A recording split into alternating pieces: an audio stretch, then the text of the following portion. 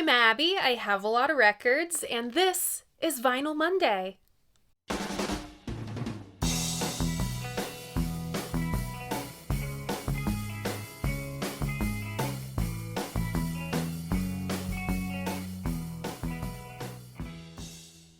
Welcome, everyone, to the last Vinyl Monday of 2024. If this is your first time here, Vinyl Monday is the who, what, when, where, why, and how do I feel about classic albums in my collection. If 30-ish minute episodes aren't your thing, don't worry. I also do Vinyl Monday in 60 seconds here on my channel, over on my Instagram, as well as TikTok. This is gonna be late news for you, but it's new news for me.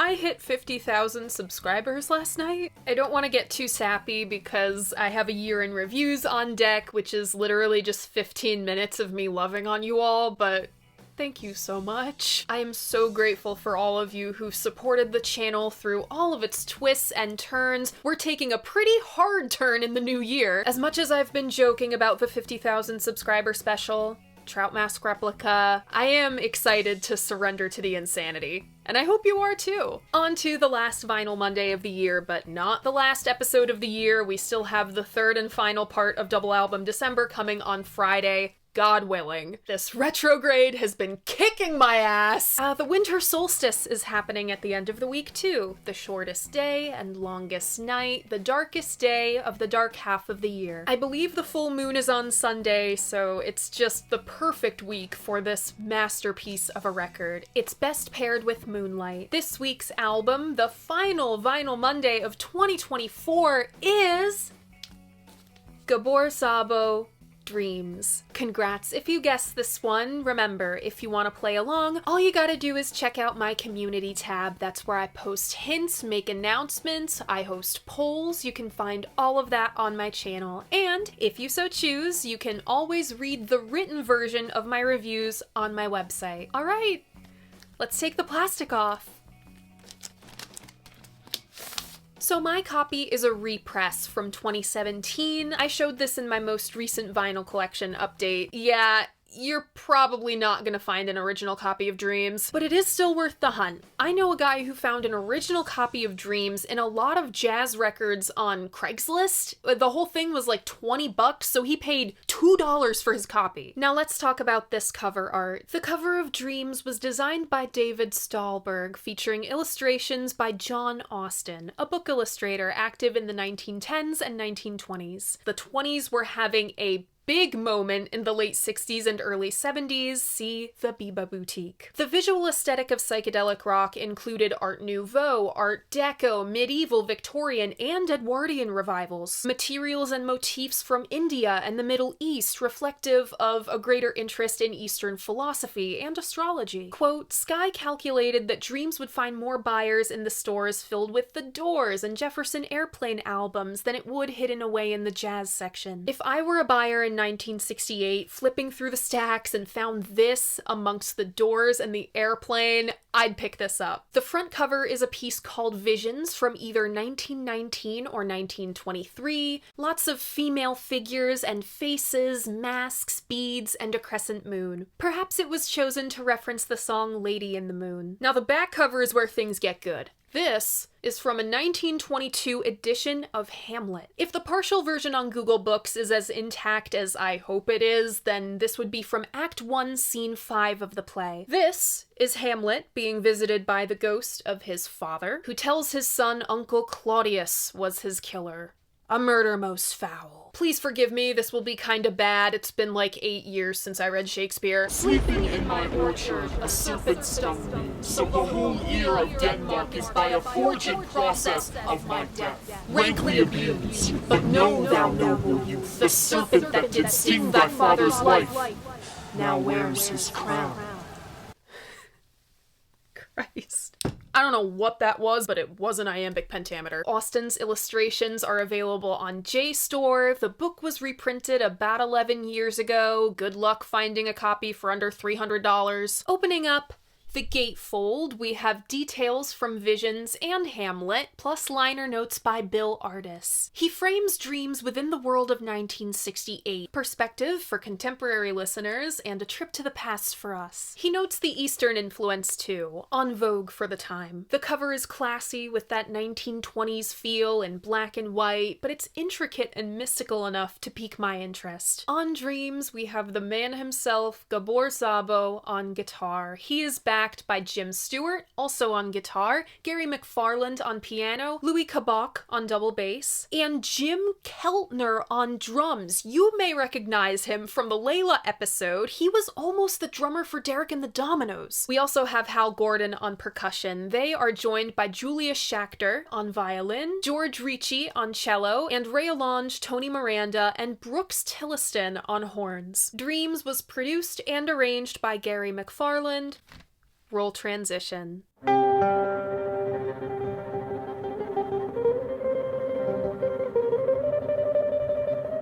Remember when I said, oh, I'm not gonna make a habit of saying roll transition because it's really cheesy? Look where we are now. This episode wouldn't have been possible without Mike Stax, editor of the legendary underground publication Ugly Things. He ran 3 really great features on Szabo across issues 54 and 56, one of them being an interview with Louis Kabak. Ugly Things means so much to 60s and 70s enthusiasts like myself. Preserving the history of underground scenes is so important. Thank you, Mike, for giving me access to issues 54 and 56 and giving me some of your time. I really hope this isn't the last time we cross paths. Through the mid-1960s, rock and jazz were slowly drifting together. Ray Manzarek of The Doors cited My Favorite Things as an inspiration for Light My Fire. Africa Brass and Impressions inspired fathers of psych, The Byrds, to do 8 Miles High. Phil Lesh of The Grateful Dead was really into Coltrane as well. Grace Slick listened to Miles Davis's sketches of Spain over and over again until she came up with White Rabbit. You got Beck Spolero, a jazz drummer in Cream, Miles Davis releasing Miles in the Sky, and the Soft Machine on the way. Jazz Magazine renamed itself to Jazz and Pop. And then there was Gabor Szabo. Born in Budapest in 1936, he started playing guitar around 14 years old, but only casually. According to Louis Kabak, quote, his style was very different in those days. You wouldn't recognize him. A very modern and very American-style guitarist. It was nothing like he ended up. He actually went to school to become a priest, but he dropped out after a couple years and got into jazz through the Voice of America's Jazz Hour broadcasts. Jazz Hour played music from and interviewed such artists as Eartha Kitt, Chet Baker, Duke Ellington, Dizzy Gillespie, Tito Puente, Max Roach, Gene Krupa, even a 5-hour broadcast with Louis Armstrong. Szabo heard Django Reinhardt and Charlie Christian and modeled his playing after them. You can imagine how hearing so much variety in music would blow a young man's mind. It was refreshing.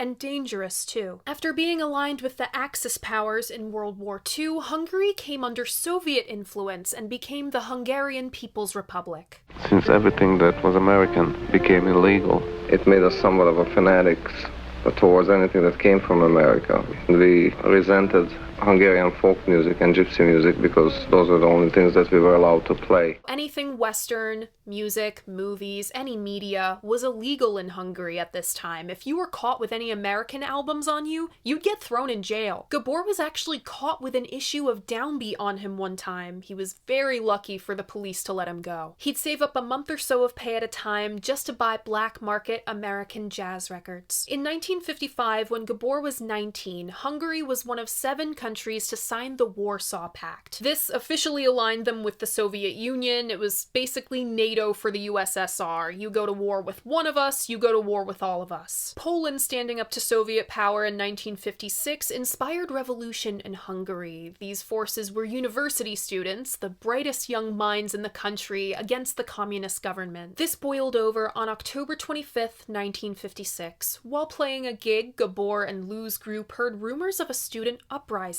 And for a moment there, they won. Hungary even withdrew from the Warsaw Pact. They were a free and neutral country. But after about a week, the Russians moved in to squash the revolution. This is what Gabor remembered in a Melody Maker profile about 11 years later.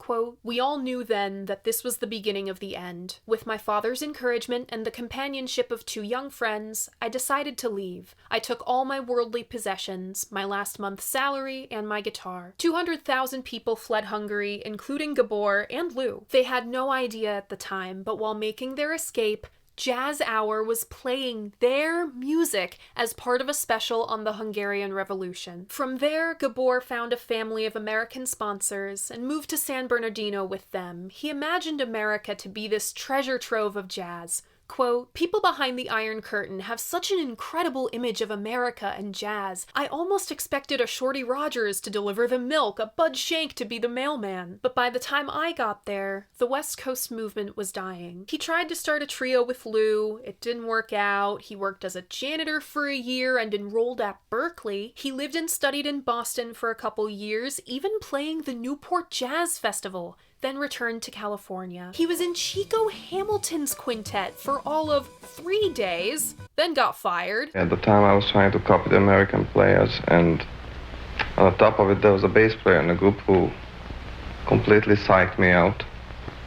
And actually I started playing badly. He got his job back though and stayed with Chico for 4 years. He also collaborated with Charles Lloyd and crossed paths with avant-garde players. Chico encouraged Gabor to find his style. What he came out with was eclectic and entirely singular. A little flamenco, a little classical, a little raga, very pop influence for the time. He found merit in it all. Quote, "I don't want to sell out, but I don't want to be a jazz snob either." Snob he was not. When he landed a deal with Impulse, he covered the likes of the Beatles, Nancy Sinatra, even Cher. As psychedelia took hold in popular music, he incorporated that as well. Gabor's hallmark was his use of feedback, which he picked up from the drone in traditional Indian music and feedback in psychedelic rock. It was part of his stage act, too, described in Billboard magazine around the release of Spellbinder. He'd turn away from the audience to catch his amp in such a way where they couldn't see what he was doing. It was like a magic act. About his playing, Johnny Eccles of Love said, quote, "Gabor had a unique sound and style, unlike most jazz guitarists. The sound he got from his unusual setup was pure magic. His style can best be described as awe-inspiring. A melding of Hungarian folk music and Indian ragas with a tinge of jazz rock fusion. He was truly prolific, releasing 6 albums in just 2 years. That's not counting the other projects he was part of. That would bring the grand total to 9 albums. When it came time to form his own group, Gabor linked back up with Lou. He came from an educated and quite musical family. His uncle played violin in a group with Django Reinhardt, who we've heard of before in reference to Black Sabbath. Lou, too, bought jazz records off the black market. His favorites were Charlie Parker and Dizzy Gillespie. He started playing violin, wanted to switch to clarinet. His grandfather taught him the double bass. In '67, Szabo parts ways with Impulse Records and links up with exec Norman Schwartz, producer Gary McFarland, and percussionist Cal Jader to form Sky Records. Also in '67, Gabor made one of those classic "jazz is dead" comments to a member of the press. It caused enough of a kerfuffle to warrant a whole response in Downbeat. Just another show of his iconoclastic attitude towards the boundaries between jazz and popular music. Bacchanal, the first of 2 records Szabo released in 1968, was an overt turn to the psychedelic. You can even see it in the cover. It looks like a liquid light show. This group takes those eastern bones of 3 kingfishers and runs with them. Just take a listen. Look at the tiny oceans in my hand.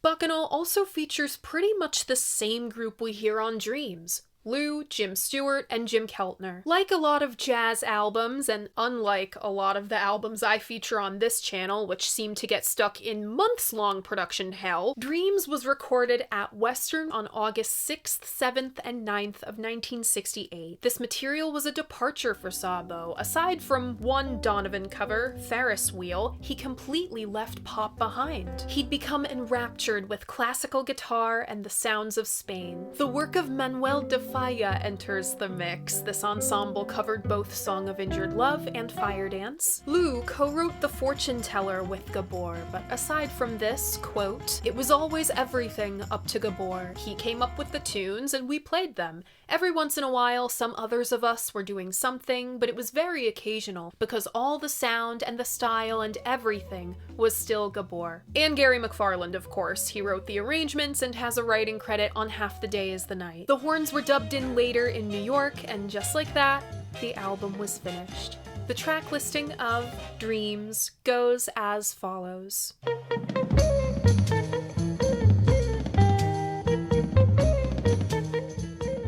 Opening up side 1, we have Galatea's guitar, followed by Half the Day Is the Night, then Song of Injured Love, and side 1 closes with The Fortune Teller. Opening up side 2, we have Fire Dance, followed by The Lady in the Moon, and the album closes with Ferris Wheel. Dreams was released in November of 1968, and after this, Szabo did something interesting. Odd, even. It seems he wasn't satisfied with erring on the classical side of the spectrum, because his next album, 1969, was the complete opposite of Dreams. It's firmly planted to the ground in style, featuring electric piano. He and Gary went all the way to pop, covering the Beatles, Joni Mitchell, even the Left Bank. This change in style could have had something to do with the departures of Jim Stewart and Hal Gordon. Swapping out your second guitarist and losing your percussionist will change the chemical makeup of your band. As Szabo's drug habit worsened, heroin is the single worst thing to ever happen to both rock and roll and jazz music. More and more of his gigs got cancelled. He made a reputation of being flaky, and he got in some really dangerous situations. In San Francisco in 1969, he got mugged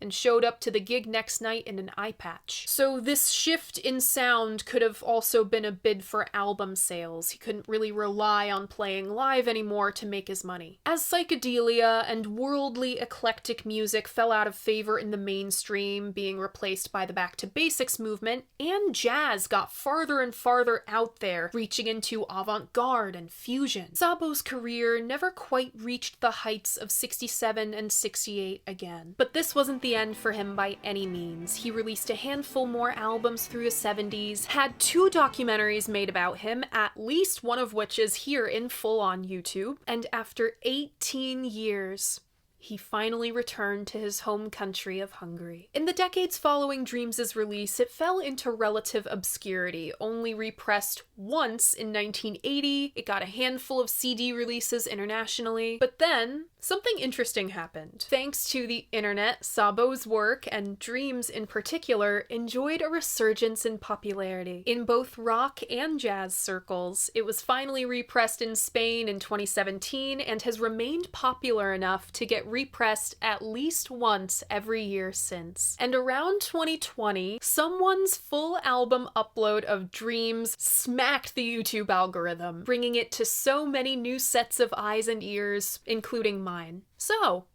what do I think of Dreams?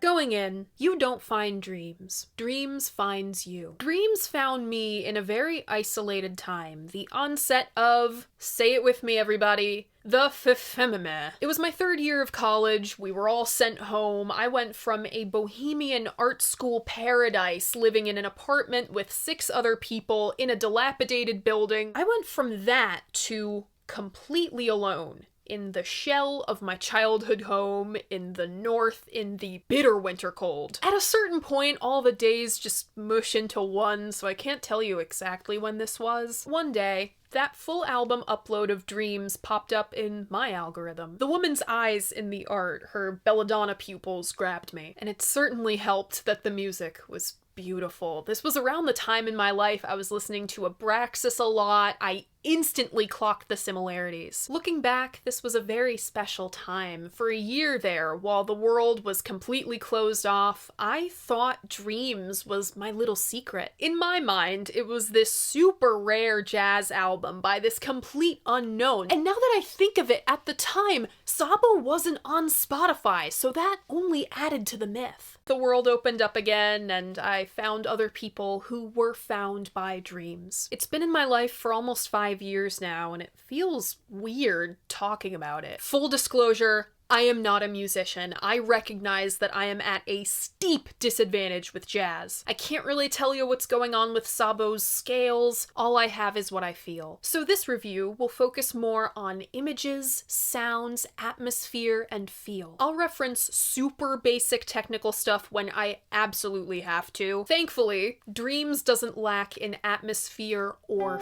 feel. We drop the needle on the feather-light trill of Szabo's guitar. From the jump, Dreams is heavy on the Spanish influence. Intricate motions that rise and fall upon themselves and shadows of root notes underneath. These notes dim and flicker like the last rays of light before the sun dips down below the horizon. He's already playing with such impossible precision that I'm holding my breath. This coil of sound gently unwinds with 2 perfectly placed notes. The cello emerging from subdued short notes. We hear a tentative dance between guitar and cello as they get to know each other. They step in time. They stand in opposition. The bass skips over a couple notes, giving the feeling of these two settling into each other. Szabo sets off on one of his hypnotic guitar states, catching shortened notes on a melody which ascends, but not at the rocket pace I'm used to. It's tantalizingly slow. It builds tension. Then the piano and second guitar step in. Stewart hangs behind Szabo, injecting sparse notes, while our producer and pianist Gary McFarland establish the repeating motif that will be the core of this song. The low and high notes are long, with true staccato in the middle. Lou drops in with that same motif an octave below. This song slowly awakens. Jim Keltner is so soft I hardly notice him until a few rim taps break through. I figured it's about time to mention the song title, Galatea's Guitar. Galatea, if you're not familiar, is from the myth of Pygmalion, the artist who fell in love with his own sculpture, which Aphrodite animated. Galatea's guitar feels so old as myth, with the dancing classical guitars. Szabo and sideman Stewart's chemistry is at its best here. They don't just respond to each other, they add new elements in a motif in a playful manner until it's transformed. One questions, the other answers with another question. They guide each other, and yet it feels so modern with the sparse percussion. Percussion adds so much personality to the songs on Dreams. The maracas and wooden percussion progress and layer as the piano transitions to these tense chords. Only as the song fades out do we hear Keltner's snare and some jungle-like electric guitar experiments. Where Galatea's mood is tantalizing and inquisitive, half the day is the night is a deep, gentle slumber. Listen to the arpeggio Stewart and Kabak form together, 2 halves of a whole. They fill in each other's spaces, delicate as falling snow. I don't know what this percussion instrument is, but it's metallic and sharp, cutting long curves into the song like skates on ice. Gabor's playing is warm and sweet in front of strings, cello, and violin. The tapping drum is sturdy and noble, but not stiff. Moving from the forlorn violin harmony, Szabo takes the opportunity to solo as the song loosens. Keltner loosens up, making use of more of his kit he's been playing very conservatively. The drummers also push the song from waltz time, with some measures of 2 thrown in, to, I believe, 6/8 time. The solo begins in winding, solitary notes which split into 2 and then 3, cresting and falling gently until...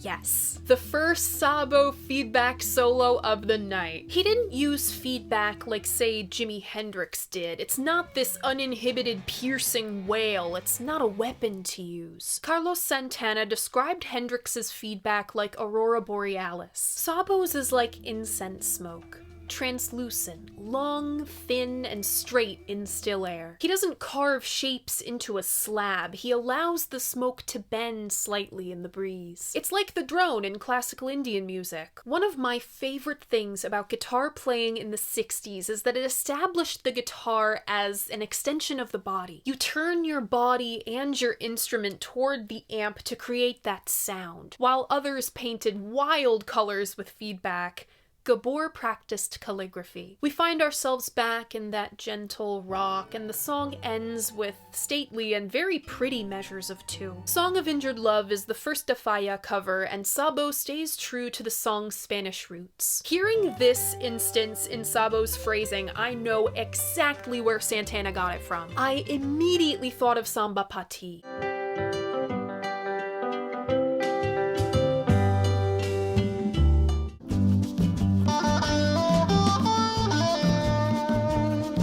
Like Samba Pati, Injured Love also transitions from a gentle, contemplative melody to a bright, sunny dance. The happy times found after a heartbreak, getting the skip back in your step, feeling the smile return to your face. Stewart helps it get there with that subtle counter melody. The triangle and bass help it along too, putting the punctuation on the ends of their lines in the duet. Stewart introduces the ostinato, which Kabak follows in playful shapes. Szabo pulls out another tool from his toolbox, his ability to play melody and harmony at the same time. When he'd do this, he'd wrap his upper body around his guitar as if to form a protective cocoon. Oh my god, this extended duet is gorgeous. It feels medieval in how upheld and composed it is, the spacing between the notes too. And I'm having trouble coming up with what time sig this is in. It's 6/8 mostly, but there's a measure in there that breaks the rhythm and it's throwing me off. It might be 8/8.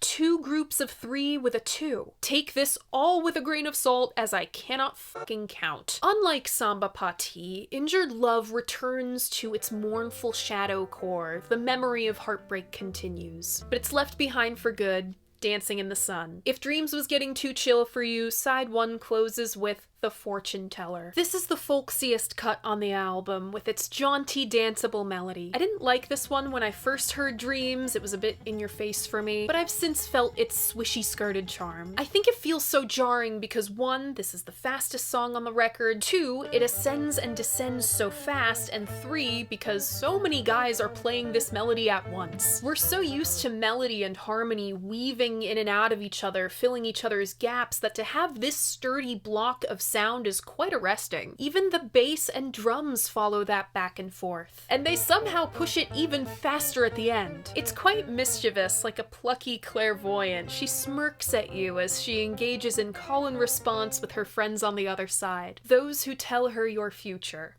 Do you trust her? Stewart borrows heavily from Django Reinhardt and, oh, there it is! Tambourine. Fire Dance ranks similarly to Fortune Teller for me. It never strays too far from its core, the guitar playing is exciting, but holy hell, what takes Fire Dance to the next level is the brass. Gary went off with this arrangement. It's one of the only things that firmly places this album in 1968. It conjures up images of a 60s spy movie where the hero dashes through the streets of Spain in pursuit of the villainess in disguise. At the very end, we get more feedback solo combined with gentle flits. Dreams saves its best for last with Lady in the Moon and Ferris Wheel. These were my first 2 favorite songs off the album. According to Mike Stax's write-up on Dreams, Lady in the Moon was based on a theme by a Hungarian folk composer. Not to be too on the nose, but Lady in the Moon has this utterly beguiling celestial feel. It takes time to reveal itself to you, like how your eyes get adjusted to the night sky. Szabo dances around his fretboard for a while before the stately march set by Lou's walking bass. It again falls into loose, airy exercises, a great showcase for the cello. Lady in the Moon is a reflection of all the acclaim eclecticism of the late 60s. Soon enough, you can find constellations in it, connecting the dots between all of Szabo's influences. This is a smashing together of Spanish music heard in Szabo's lead, Stewart's classical guitar, and a broader Latin influence from Keltner's drums and the percussion. The suspense builds until Szabo produces more swirling feedback. It's cheeky. He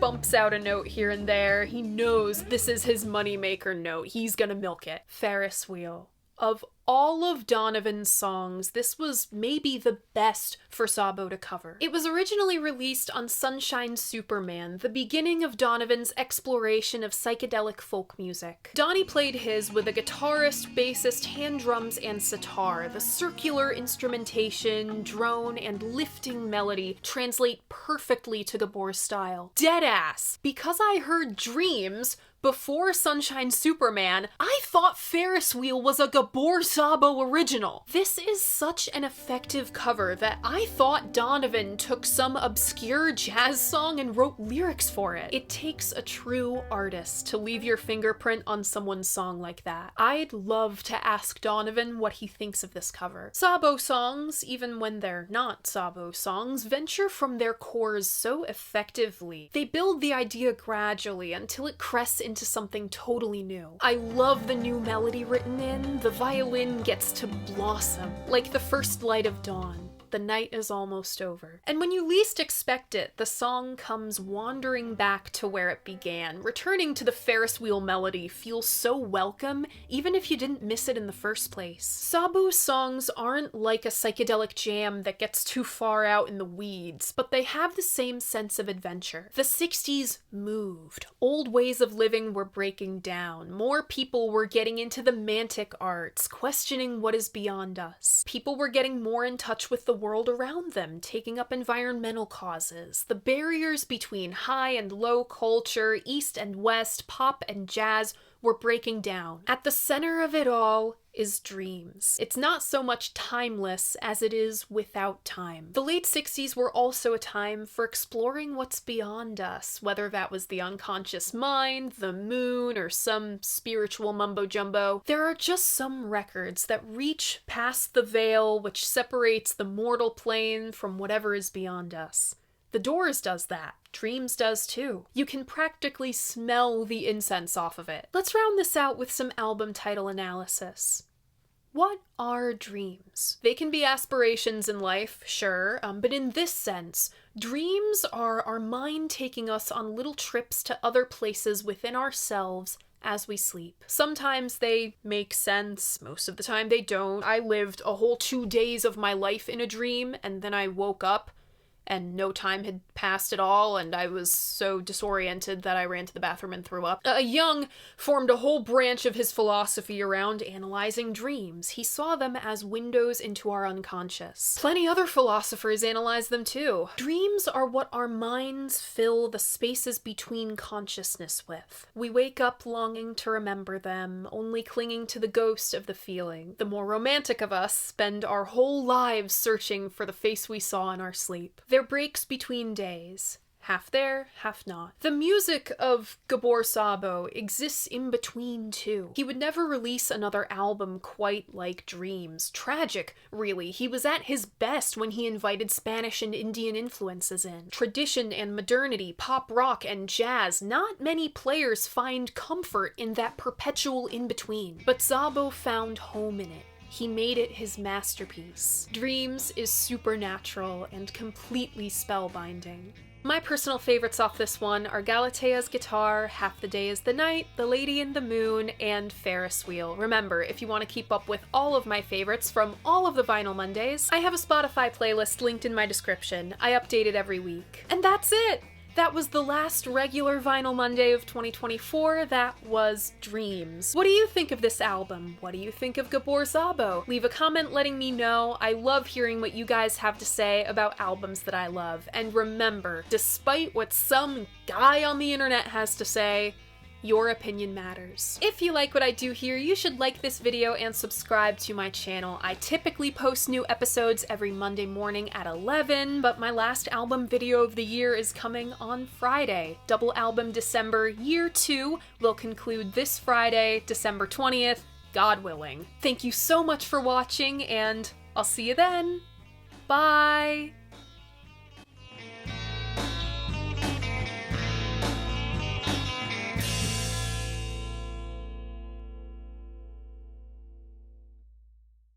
See, the beauty of keeping your records in the same room where you sleep is that, you can grab a blanket when you film.